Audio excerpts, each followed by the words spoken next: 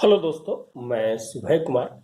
दोस्तों, 66 बीपीएससी के लिए जो इम्पोर्टेंस या 67 पीटी दे रहे हैं या सीडीपीओ दे रहे हैं या प्रोजेक्ट मैनेजर का जो भी एग्जाम दे रहे हैं, तो उसके लिए जो इम्पोर्टेंस जो आपको पीटी में भी काम करेगा और मेंस में भी काम करेगा। तो दोस्तों, आज हम उस पार्ट पे चर्चा करेंगे जो 66 और 67 के मेंस और सीडीपीओ मेंस में भी बहुत इंपॉर्टेंट रोल है जो निभाने वाला है। दोस्तों, हम अफगानिस्तान शांति वार्ता की हम बात करेंगे।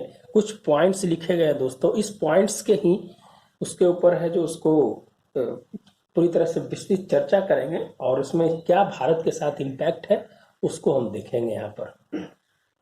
दोस्तों, अफगान शांति वार्ता के जो विभिन्न पहलू है, जिसे भारत और भारत पे क्या प्रभाव पड़ेगा, शांति वार्ता जो अभी तुर्की में होने वाली है जो 24 अप्रैल से, और 24 अप्रैल बहुत ही इंपॉर्टेंट है दोस्तों। देखिए, हर एक चीज को आप लिंक करके पढ़िएगा। 24 अप्रैल जब वहां वार्ता हो रही है तो 24 अप्रैल से रिलेटेड और कुछ है क्या?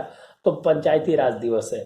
पंचायती राज दिवस है जो भारत में मनाया गया, तो उसमें क्या क्या हुआ था वो चीज है जो उससे रिलेट करके पढ़िएगा तो आपको ज्यादा अच्छा होगा। तो अफगान शांति वार्ता जो 24 अप्रैल को जो तुर्की में हो रही थी, 14 देश है जो इसमें शामिल हो रहे थे, उसमें सबसे इंपॉर्टेंट चीज था कि अफगानिस्तान में शांति के लिए क्या पहल किया जाए। कहा कि अमेरिका ने अपना जो फोर्सेस है और नाटो फोर्सेस है उसको 11 सितंबर 2021 को वापस बुलाने के लिए कह दिया है। इसके पीछे कारण है दोस्तों कि आज 2021 तक माने 21 सालों में अमेरिका ने अफगानिस्तान के ऊपर करीब करीब दो ट्रिलियन माने 150 लाख करोड़ रुपया है जो खर्च कर दिया है, और उसको वहां से इसका जो रिजल्टेंट है, जो रिटर्न है, वहां कुछ नहीं मिला। और शांति जो स्थिति थी वो है जो कहीं ना कहीं है जो उस स्थिति में नहीं ला पाई जिस स्थिति में अमेरिका है जो सोचता था। अब है जो वापस लाने के लिए जो स्थिति बन रही है, इसके क्या क्या इफेक्ट्स पड़ेंगे और वहां पर कौन सा डिप्लॉय होगा। तो दोस्तों, इसके दो मायने निकाले जा सकते हैं। पहला मायने कि अगर अमेरिका की फोर्सेस अगर वहां से निकलती है तो वहां पर चाइना का इन्फ्लुएंस बढ़ेगा, और चाइना का इन्फ्लुएंस बढ़ेगा क्या कि चाइना का प्रोजेक्ट है जो बहुत है जो वहां पर है, तो चाइना अपनी सेना को लगा सकता है। जब चाइना अपनी सेना को लगा सकता है तो पाकिस्तान समर्थित चाइना भारत की जितने भी परियोजनाएं हैं वो है जो उसको प्रभावित कर सकता है, उसको दीर्घकालिक रूप में, जिसके भारत को राजस्व को बहुत सारा घाटा हो जाएगा। तो इसी कारण से देखते हुए भारत के जो विदेश मंत्री हैं जयशंकर प्रसाद ने है जो इसकी गहरी चिंता व्यक्त की है और कहा है कि अगर भारत हमेशा लोकतंत्र देशों का समर्थन करता है तो यहाँ पर किसी भी स्थिति को निपटने के लिए सभी देशों को एक साथ आना होगा और इसकी समस्या का समाधान करना होगा। तो दोस्तों, इसके दो पहलू है। पहला तो भारत पे क्या प्रभाव पड़ेगा, और भारत पे जो प्रभाव पड़ेगा उसके जो सबसे बड़े कारण है कि भारत की परियोजनाएं और भारत के जो वैकल्पिक रूट है जो चाबहार होते हुए जाती है वो है जो कहीं ना कहीं है जो भारत को इफेक्ट पड़ेगा। भारत है जो कनेक्ट सेंट्रल एशिया से जो इसका प्रोजेक्ट है वो भी है जो कहीं ना कहीं इसका प्रभावित करेगा। तो ये तो एक दूसरे पहलू है। दूसरा पहलू है दोस्तों कि जो भारत हमेशा चाहता है कि अफगानिस्तान विकास करे, लोकतंत्र का एजेंडा है जो आगे लेकर जाए, वहाँ के लोगों को शांति हो, महिलाओं को उत्पीड़न न हो और सामाजिक आर्थिक व्यवस्थाएं बढ़े, लोगों को रोजगार मिले। तो ये सब लोकतंत्र के माध्यम से अगर भारत चाहता है कि अफगानिस्तान को और आगे बढ़ाया जाए, तो भारत ने वहां पर बहुत ही कम से कम $2 बिलियन का है जो वहां निवेश किया है, और वहां पर वहां के जो 34 प्रांत है वहां करीब करीब है जो 115 परियोजनाएं हैं जो भारत की चल रही है। तो इस मामले में अगर किसी प्रकार का कोई प्रॉब्लम होता है तो भारत को बेहद नुकसान होने का है जो ज्यादा शंका दिखाई दे रहा है। दूसरी चीज है कि दोस्तों, जो तालिबान समर्थित है, जो पाकिस्तान तालिबान समर्थित है, अगर उसकी इन्फ्लुएंस बढ़ती है तो उसका प्रभाव जो है कहीं ना कहीं है जो भारत में भी है जो देखने को मिलेगा, और भारत की आंतरिक व्यवस्थाएं में कहीं ना कहीं जो प्रॉब्लम आएगी। तो दोस्तों, ये है जो परिप्रेक्ष्य था, ये जो वर्तमान की स्थितियां जो घट रही हैं उसके बारे में हमें जो बताया, और आगे आने वाला समय में क्या क्या इसके स्थिति बनती है, रूस का क्या कहना है, तुर्की का क्या कहना है, मलेशिया का क्या कहना है। क्या है कि बहुत 14-15 देश है जो इसमें है जो इसके मेन वार्ता के रूप में है जो इनको रखा गया है। दूसरी चीज की दोस्तों, जो तालिबान की जो अभी वर्तमान सरकार है, अभी अफगानिस्तान की जो वर्तमान सरकार है, जो अशरफ गनी नाम है उनका, जो वहाँ के राष्ट्रपति हैं, वो है जो बोला है कि हमें अब शांति के रास्ते की ओर बढ़ना चाहिए। हमने बहुत 20 सालों में हम बहुत पीछे चले गए हैं। हमारी आर्थिक और सामाजिक और राजनीतिक और सांस्कृतिक विरासत कहीं ना कहीं है जो धीरे धीरे खत्म हो रही है। इसीलिए हमें सबको साथ आना होगा और आगे बढ़ना होगा। और पाकिस्तान को भी दो टूक में जवाब दिया है कि अब पाकिस्तान भी है जो हमारा साथ दे, और है जो हम है जो एक लोकतंत्र की ओर बढ़े और शांति व्यवस्था को स्थापित करें। दोस्तों यहाँ पर है जो कुछ चर्चा करेंगे, कुछ वर्ड का जो टेक्निकल वर्ड है जो अंतर्राष्ट्रीय रिलेशंस में और आपके GS1 के पेपर में है जो देखने को मिलेगा। और ये टॉपिक बहुत ही इंटरनेशनल टॉपिक है जो बहुत ही इंपॉर्टेंट होने वाला है। दोस्तों कहा है साम्राज्यवाद का कब्रगाह कहा जाता है, अफगानिस्तान को कहा जाता है दोस्तों साम्राज्यवाद का कब्रगाह कहा जाता है। आप है जो इसको जानते हैं कि कब्रगाह क्यों कहा जाता है, कि वहाँ पर बहुत सारे जो फोर्सेस ने अपनी अपनी रुचि के अनुसार से है जो वहाँ पर है जो काम किया है। जैसे रूस की शीत युद्ध के समय रूस की बात किया जाए, फिर अमेरिका की बात किया जाए, तो कहीं ना कहीं है जो उसको साम्राज्यवाद का कब्रगाह है जो बना दिया गया है। तो इसके लिए जो उसकी एक संज्ञा दी जाती है। अभी बाइडेन ने एक शब्द का यूज किया गया था, उग्र अंतर्राष्ट्रीयवाद की संज्ञा। उग्र अंतर्राष्ट्रीयवाद की संज्ञा का मतलब होता है दोस्तों कि कोई भी संप्रभु देश में किसी दूसरे देश की सेना रखना उस देश के लिए है जो कहीं ना कहीं है जो नकारात्मक साबित होता है। इसलिए जो बाइडेन ने इस वर्ड को यूज किया था कि उग्र अंतर्राष्ट्रीयवाद। तो ये सब चीज है जो वर्ड आपको लिखना पड़ेगा दोस्तों। अगर लिखिएगा तो बहुत बढ़िया हो जाएगा, आपके आंसर्स में बहुत माने पोटेंशियल लगेगा कि नहीं पोटेंशियल कैंडिडेट है। तो ये सब चीज है थोड़ा सा देखिएगा। तो शांति पहल की जो बात की गई है दोस्तों, 20 पॉइंट पे जो बात की गई है, और जो 20 पॉइंट है उसमें है जो पिछली जब वार्ता हुई थी, जब डोनाल्ड ट्रंप ने कतर में जब इसकी वार्ता हुई थी, तो 20 पॉइंट में जो 17-16 पॉइंट पे जो तालिबान और काम किया था, बाकी 2-3 पॉइंट है जो उसने छोड़ दिया था। उसमें सबसे बड़ा था कि यहाँ से सेना की वापसी हो, इस्लाम का प्रचार हो, और इस्लाम के अनुसार से है जो देश का जो शासन व्यवस्था है चले। क्या कि एक सर्वे हुआ था दोस्तों, वहाँ की एक अमेरिका की एक इंस्टीट्यूट ने सर्वे किया है कि लोग चाहते क्या है वहाँ पर। तो चाहते हैं कि दोस्तों 63% लोग इस्लाम चाहते हैं, और बाकी जो है वो है जो वहाँ पर लोकतंत्र के लिए है जो लोकतंत्र के साइड में जाता है। उसमें भी बाइफर्गेशन किया था कि तालिबान के अंदर कितने लोग हैं जो इस्लाम चाहते हैं और कितने लोग लोकतंत्र चाहते हैं।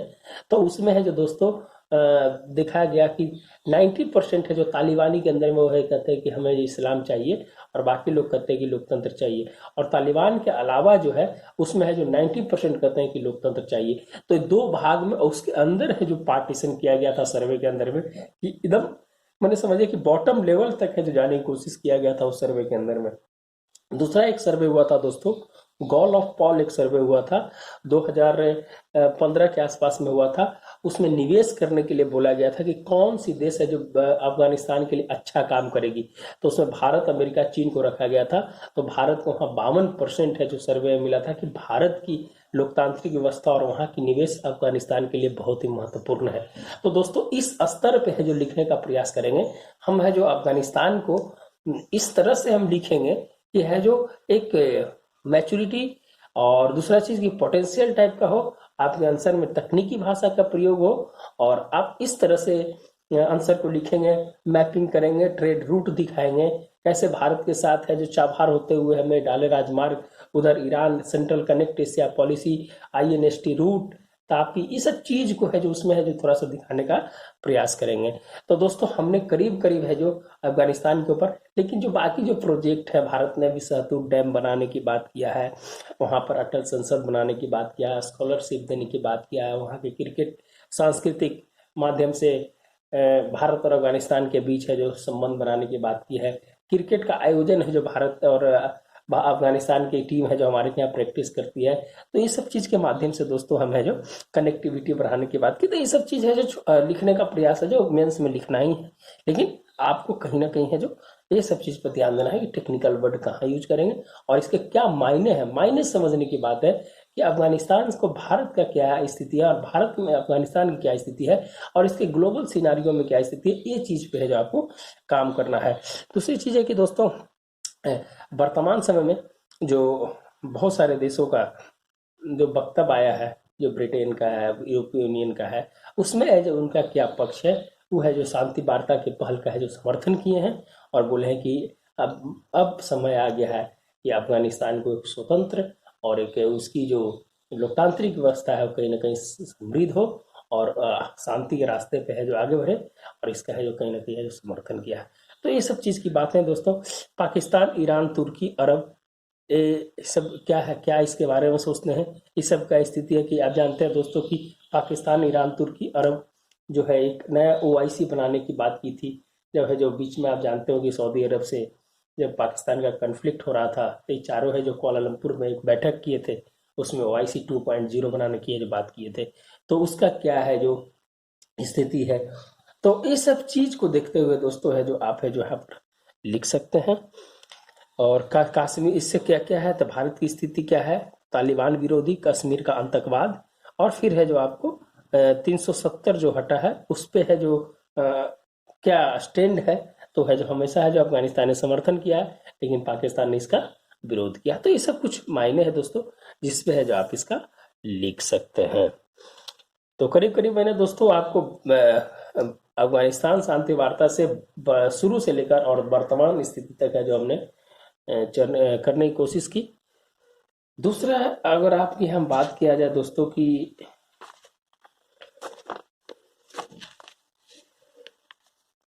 बाल टीकाकरण में प्रगति की बात, वैक्सीनेशन स्टेटस, दोस्तों ये सब चीज इसलिए हम बता रहे हैं कि ये सब है जो आपको निश्चित रूप से ये सब चीज है जो आएगी ही आएगी एग्जाम के अंदर में, या पीटी में या मेंस में आए।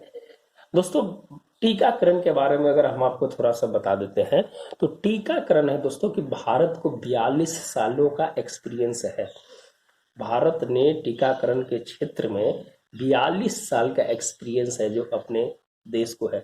और जो अभी वर्तमान टीकाकरण जो हो रहा है दोस्तों कोरोना का, उस टीकाकरण में हम 10 करोड़ है जो मात्र 85 दिन में हम पहुंच गए। तो इस कहा जाता है कि भारत जो है सबसे तेज टीकाकरण के क्षेत्र में है जो सबसे अव्वल है। हम थोड़ा सा दोस्तों बात करेंगे वैक्सीनेशन स्टेटस की, तो कुछ बड़े कोरोना से भी ऐड कर देंगे और बाल टीकाकरण की स्थिति पे भी हमें जो इस पे बात कर लेंगे। तो दोस्तों इसमें जो है केंद्रीय स्वास्थ्य एवं परिवार कल्याण मंत्रालय, डॉक्टर हर्षवर्धन, ये सब चीज पॉइंट की जगह दोस्तों ये पीटी के लिए काम करेगा। आपको इस सप्ताह नीमोसिल वैक्सीन लॉन्च करते हुए कहा कि ये जो वैक्सीन है जो राष्ट्रीय टीकाकरण कार्यक्रम में शामिल किया जाएगा। नीमोसिल जो वैक्सीन है दोस्तों ये निमोनिया से रिलेटेड है और भारत है जो इसको है जो बनाया है। इसमें आईआईटी के भी है जो और बीएचयू को दोनों मिलाकर इस चीज के रिसर्च किया और उस पर है जो वहाँ पहुंचा है। और जो वैक्सीनेशन जो यहाँ सीरम इंस्टीट्यूट है और है वो है जो कहीं ना कहीं इसमें है जो अहम भूमिका निभाई है। तो उल्लेखनीय कार्य कि भारत में हर साल 2.6 करोड़ लोग बच्चा पैदा होते हैं। दोस्तों भारत में 2.6 करोड़ लोग है जो बच्चा पैदा होते हैं और 5 साल से कम आयु के करीब 20% बच्चे की निमोनिया की चपेट में आ जाता है। दोस्तों 2.6 करोड़ में जो 20% बच्चे हैं वो है जो कहीं ना कहीं निमोनिया की चपेट में आ जाते हैं। और निमोनिया फेफड़े से रिलेटेड बीमारी है और बच्चा को सबसे ज्यादा है जो प्रभावित करता है। दोस्तों 2018 में 5 साल से कम उम्र के 68,000 बच्चों की मौत इस निमोनिया की वजह से हो गई थी। दोस्तों 2.6 करोड़ पैदा लेते हैं, उसका 20% निमोनिया से ग्रसित होते हैं और उसका जो है 68,000 जो बच्चे हैं कहीं ना कहीं निमोनिया की चपेट में आने से उनकी मृत्यु हो जाती है। देश में अभी तक बच्चों को निमोनिया से बचाव के लिए जो वैक्सीन दी जाती थी वो गावी वैक्सीन अलायंस के सहयोग से प्राप्त होता है। दोस्तों ये गावी जो वैक्सीन है ये है जो एक फाउंडेशन है जो वैक्सीन के क्षेत्र में काम करती है। अभी आप कोरोना काल में देखे होंगे कि गावी फाउंडेशन के साथ सीरम इंस्टीट्यूट का है जो अलाउंस हुआ है कि ये क्या करता है कि दोस्तों एक जन कल्याण के लिए काम करती है। जो रेट होता है वैक्सीन का जो रेट होता है उस रेट को क्या करती है फंडिंग करती है और उसका रेट को कम करती है ताकि लोगों तक आसानी से पहुंचाया जा सके। तो गावी फाउंडेशन इसमें बिल गेट्स भी है जो शामिल है। दोस्तों भारत ने निमोनिया की पहली स्वदेशी वैक्सीन नीमोसिल लॉन्च की है।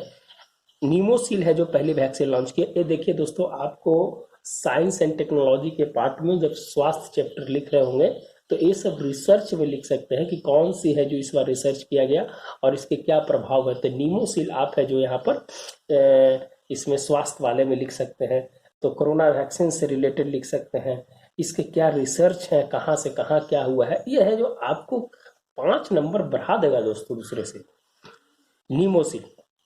हाँ दोस्तों, आगे कहना है कि भारत को उन देशों में आसानी से मुहैया कराने का परिकल्पना है जहां लोगों को आमदनी कम है। यह नई वैक्सीन नीमोमोकल लोगों के खिलाफ लंबे वक्त तक सुरक्षा देगी। दोस्तों, नीमोमोकल एक ऐसा संक्रमण है जो बैक्टीरिया की वजह से होता है और निमोनिया होने से बड़ी वजहों में एक है। दोस्तों, सिंपल सी यही बात है कि अगर आप इसका कह सकते हैं, अगर सार कह सकते हैं, तो जो बच्चे पैदा होते हैं उसमें 20% है जो निमोनिया के चपेट में आते हैं, 68,000 बच्चों की मौत हो जाती है। ये जो डेटा जो है दोस्तों, नेशनल फैमिली हेल्थ सर्वे 5 जो 2019-20 के जो पहले चरण में जो जारी आंकड़े होते हैं उसके अनुसार ये है जो डेटा को लिया गया है। दोस्तों, इसकी जो इम्पोर्टेंट चीज है कि जो पूरी जो बाल टीकाकरण जो होता है वो है जो इस कोरोना काल में बहुत ही प्रभावित हुआ है दोस्तों। करीब करीब महिलाओं और बच्चों को मिलाकर 5.5 करोड़ है जो टोटल है जो टीकाकरण होता है, जिसमें मिशन इंद्रधनुष है वो सबको शामिल किया जाता है और टीकाकरण होता है। तो प्रभावित हुआ। इसके प्रभाव कहाँ पड़ेंगे दोस्तों? कुपोषण, स्वास्थ्य और आने वाला समय में मातृत्व मृत्यु दर हो सकता है दोस्तों की जो टीकाकरण नहीं हुआ है उसके है जो बहुत बड़ा साइड इफेक्ट हो आगे आगे है जो और स्थिति खराब हो तो इसके लॉन्ग टर्म प्रभाव भी पड़ सकते हैं। तो हमें है जो वहां सोचना होगा दोस्तों। और इसके लिए देखिए दोस्तों, यहाँ पर सरकार ने मिशन इंद्रधनुष योजना को है जो अभी मैंने बताया उसी चीज को है जो यहाँ पर लिखा है। और दोस्तों, निश्चित रूप से इसका मकसद है कि 90% संपूर्ण टीकाकरण का है जो लक्ष्य करना। इस लक्ष्य को हासिल करने के लिए स्वास्थ्य मंत्रालय और मंत्रालय का सहयोग भी लिया जा रहा है। अभी दोस्तों, निश्चित रूप से दुनिया का सबसे बड़ा जो खसरा रूबेला टीकाकरण जो अभियान है जो भारत है जो चलाया था और उसमें करीब करीब 30 करोड़ बच्चों को है जो कवर किया गया था। और जो अभी तक आंकड़े सामने आए दर्शाते हैं कुछ हद तक सरकारी योजना लक्षित लाभार्थी लाभान्वित हो रहे हैं। और मिसाल के तौर पर सरकार का जोर संस्थागत प्रसव यानी स्वास्थ्य केंद्र पर प्रसव कराने पर है ताकि माँ बच्चे दोनों की जिंदगी बचाई जा सके। तो दोस्तों, ये है जो कहीं ना कहीं है जो निश्चित रूप से है जो एक बाल टीकाकरण के प्रति है जो सरकार की उत्साह है कहीं ना कहीं है सकारात्मक है। और दोस्तों, कहा गया कि महिला सशक्तिकरण का सवाल है तो 22 राज्यों की तस्वीर बताती है कि पिछले 4 वर्षों में बैंक खाता खोलने महिलाओं की संख्या में इजाफा हुआ है। यह वृद्धि 26 से 77% है। जो जन धन योजना के बारे में बात कर रहा है दोस्तों कि महिलाओं को इससे जो लाभ हो रहा है उसके बारे में है जो कहीं ना कहीं है जो सकारात्मक भूमिका में है। तो दोस्तों, ये सब चीज है। और अगर आप कोरोना बारे में अगर आप कह सकते हैं तो टीकाकरण वर्ष है जो इस बार टीका उत्सव मनाया गया। आपको 16 जनवरी से है जो टीकाकरण भारत में वैक्सीनेशन स्टार्ट हुआ दोस्तों।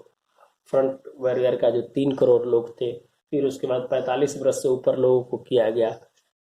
फिर दोस्तों अभी वर्तमान में 18 वर्ष से ऊपर है। तो ये टीकाकरण का है जो अभियान है जो चल रहा है दोस्तों। और भारत में सीरम इंस्टीट्यूट कोवैक्सीन स्पुतनिक 5 का है जो स्टार्ट हो चुकी है। स्पुतनिक 5 को भी मिल चुका है। फाइजर को भी उम्मीद है कि मिलने की उम्मीद है दोस्तों कि फाइजर को भी मिल जाएगी। और कोरोना एक ऐसा जेनेटिक्स डिजीज है दोस्तों जिसका कहा जा सकता है कि अगर इस सब संक्रमण से बचाव नहीं किया जा सकता है तो करीब करीब एक रिपोर्ट्स के अनुसार 60 करोड़ लोग भारत में इन्फेक्टेड हो सकते हैं।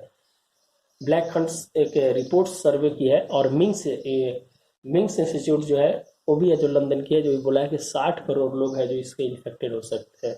तो ऐसा कुछ इम्पोर्टेंट बात था दोस्तों जिस पे है जो हमने आपको बताने का प्रयास किया है। और भी है जो अगर हम बाद में फिर है जो धीरे धीरे एक दो करके सब बिहार सात निश्चय फिर पड़ोसी देश जितना है उसके बारे में हमने छोटा छोटा करके मैंने बनाया है दोस्तों कि इससे क्या होगा कि आपको उस चीज को जो डेटा है वो डेटा है जो आपको एक साथ मिल जाएगी। तो दोस्तों फिर मिलते हैं नए वीडियो के साथ। अगर आपको अच्छा लगता है वीडियो तो निश्चित रूप से शेयर करें और इस फाउंडेशन सुबह फाउंडेशंस है दोस्तों एक।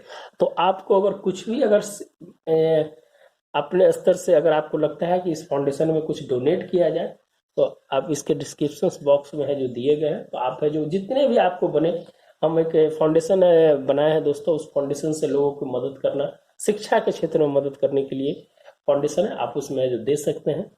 और हम है जो उस पर काम कर रहे हैं, और आने वाला समय में अगर आप लोग का सहयोग रहेगा तो निश्चित रूप से ये संस्था है जो और आगे बढ़ेगी।